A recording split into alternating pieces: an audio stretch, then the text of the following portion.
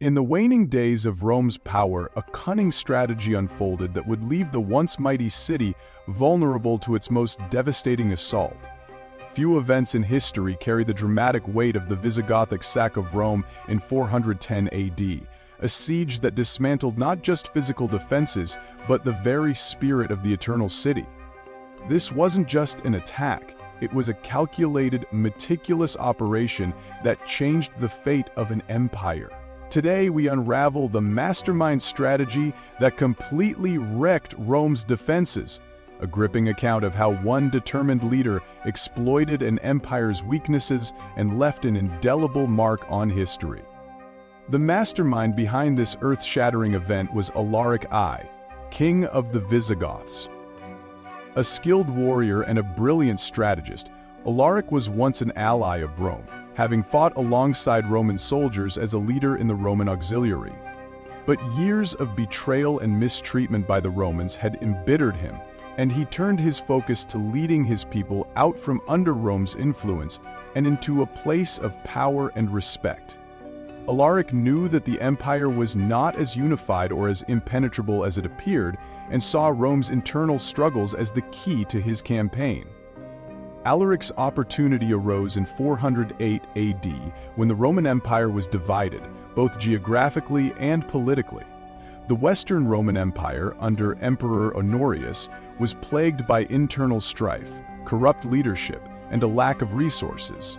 The Eastern Empire in Constantinople provided little support, preferring to focus on its own interests. Alaric recognized this fragmentation as Rome's fatal weakness. His strategy aimed not at conquering vast territories, but at forcing Rome to recognize his people and secure their survival within an increasingly hostile empire. Though Alaric's initial interactions with Rome had been diplomatic and even cooperative, his experiences with the Roman bureaucracy had soured his view, as his people, the Visigoths, were often displaced or forced into inadequate living conditions. Alaric's patience waned. Rome's arrogance and lack of support pushed him to abandon diplomacy in favor of direct confrontation. His goal was now not just survival, but the assertion of Visigothic power and the dismantling of Rome's unyielding control over his people. Alaric's forces marched into Italy and laid siege to Rome, but he didn't rush to attack. Instead, he employed psychological warfare, surrounding the city and cutting off essential supplies. The siege began slowly, almost silently, as Alaric observed the reactions within Rome, adjusting his plans to exploit every sign of division. The choice to starve the city rather than attack outright was a masterstroke, as it weakened both the city's defenses and its morale. Alaric was playing a waiting game, letting Rome's own fears gnaw at it from within. Rome was no stranger to threats, but Alaric's approach created a unique terror. The Roman people, long accustomed to the empire's strength, now saw that strength slipping away. As food shortages grew and panic spread, Alaric made his first move. He demanded an enormous ransom of gold, silver, and resources in exchange for sparing the city. Roman officials, desperate and lacking a unified front, complied with Alaric's demands, but the payment only served to embolden him. He knew now that Rome was vulnerable, and he could push his advantage even further. As the siege intensified, Alaric continued to exploit the fractured politics of Rome. He negotiated with factions within the Senate, promising leniency to those who supported him and punishing those who resisted. The Roman Senate, already weakened by years of infighting, was thrown into chaos. Alaric's tactic of divide and conquer worked brilliantly, as he leveraged internal disputes to prevent any cohesive resistance from forming. Each act of compliance by the Senate fed Alaric's strategy, showing him that the city was crumbling from within. The final blow to Rome's defenses came when Alaric skillfully maneuvered the internal betrayals within the Roman government. The emperor's chief advisor, Stilicho, was executed in a political purge, removing one of the last military minds capable of defending the city. Rome's defense structure unraveled, and with no reliable commander to lead a counterattack, the city was left exposed. By 410 AD, Alaric was in a position of total dominance over the city's morale, economy, and military readiness. He had achieved all of this not through brute force but through precision, patience, and psychological mastery. The sack of Rome on August 24, 410 AD, shocked the world. Alaric's Visigoths entered the city almost unopposed, sacking Rome in an event that resonated as a symbol of the empire's decline. Yet, Alaric instructed his forces to spare many of the city's sacred sites, demonstrating a restraint and tactical calculation rarely seen in ancient warfare. This wasn't a slaughter for the sake of destruction. It was a message, a reassertion of power. By sparing parts of Rome, Alaric ensured that the city would remember his power and influence without invoking total hatred from its people. The aftermath of the sack was profound. Rome's aura of invincibility was shattered, and the once mighty city was left in humiliation. Alaric's brilliant siege had not only captured Rome, but it also transformed the political landscape of the Western Empire. The Visigothic king continued southward, aiming to establish a permanent homeland for his people. Though his sudden death would prevent him from realizing this vision, Alaric's actions had already set in motion a tide of change that would reshape Europe. Alaric's success was built not only on military strategy but also on his understanding of Roman culture and psychology. Romans thought of themselves as the center of the world, and Alaric knew this perception could work against them. By laying siege rather than launching an outright attack, he fed on their fear of prolonged instability. Each day of the siege deepened Roman anxiety, eroding their confidence and sowing discord among the city's leaders. Alaric had turned Rome's pride into a weapon against itself, showing that psychological warfare could be as powerful as any army. As the siege continued, the effects of Alaric's strategy were felt more deeply. Food shortages led to suffering and disease within Rome's walls.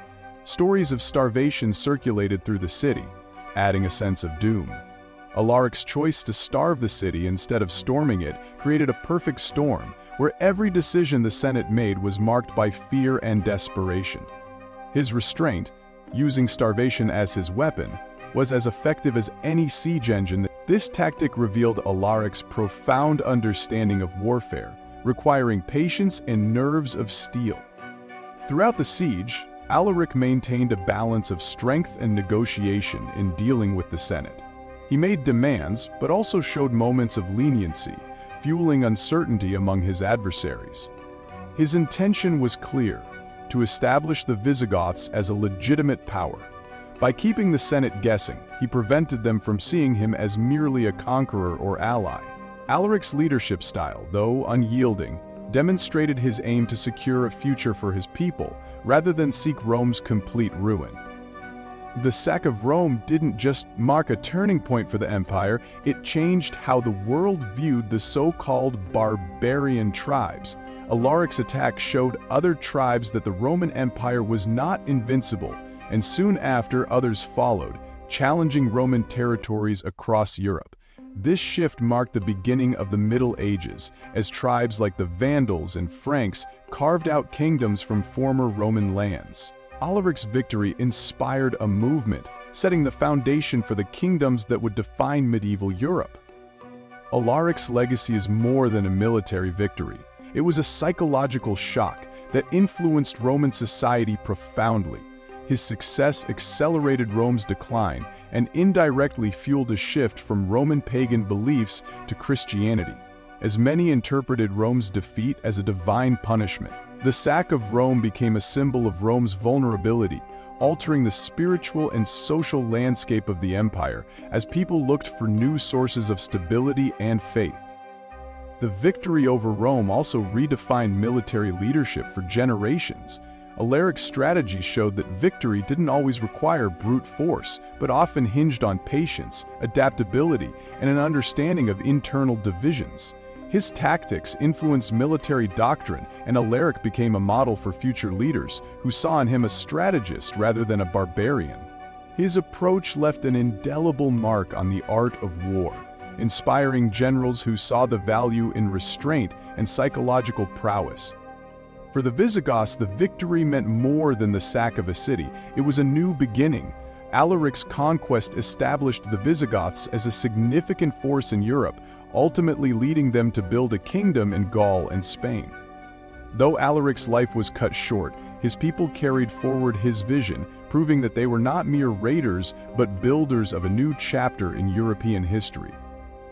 Alaric's actions highlighted the inherent weakness within empires, internal division and complacency.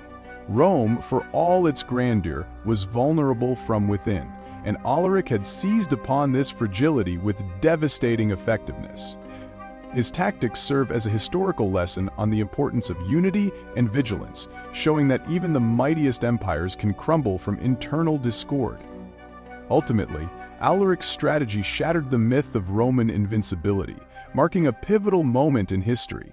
His success served as a cautionary tale, reminding future generations of the perils of overconfidence and the power of adaptability. The sack of Rome became more than a military conquest. It was a moment that defined the fragility of empires and the unstoppable force of a determined and resourceful adversary.